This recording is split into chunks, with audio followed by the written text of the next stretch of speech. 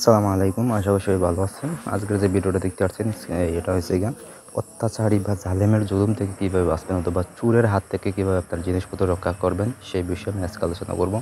তাই প্রথম থেকে শেষ পর্যন্ত দেখতে থাকুন, তাহলে বুঝতে সুবিধা হবে এবং নিজেরা কাজটি করতে পারবেন।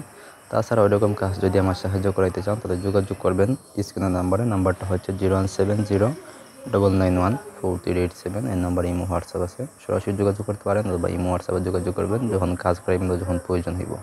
তো কাজের কথা সেই কাজটা নিজেরা কীভাবে করবেন সে বিষয়ে আলোচনা করি।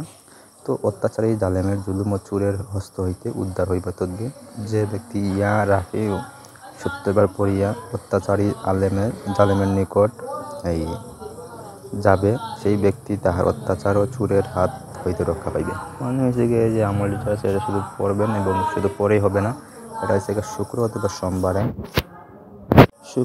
সোমবারে এটা আপনি হচ্ছে গিয়ে বুঝপাতায় জাফরান কালি দিয়ে লিখবেন, লিখে আপনি করবেন কি এই তাবিজটা সবসময় আপনার সাথে রাখবেন, হয় কোমরে বাঁধবেন অথবা হাতে বাঁধবেন, ডান হাতে বেঁধে সবসময় আপনার সঙ্গে রাখবেন। ঠিক আছে, তাহলে দেখবেন যে এই আপনার যদি কেউ জুলুম করেও তার সামনে যাইবেন সে ব্যক্তি দেখবেন উল্টো আপনাকে ভয় পাইব, বা যদি কোনো কিছু হয় দেখবেন যে সে উল্টোটা হইব, এরকম হইব আর কি।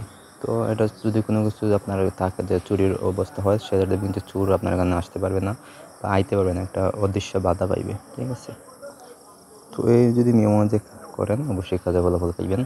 তাছাড়া যদি যোগাযোগ করেন আমাদের সাথে বসে আমরা করে দিব বা যে কোনো পরামর্শ দিব। তো এই আজকের ভিডিও যে নিয়মটা বলছি সেই নিয়মও এটাই। তো ধন্যবাদ সবাইকে, ভালো থাকুন, সুস্থ থাকুন, আল্লাহ।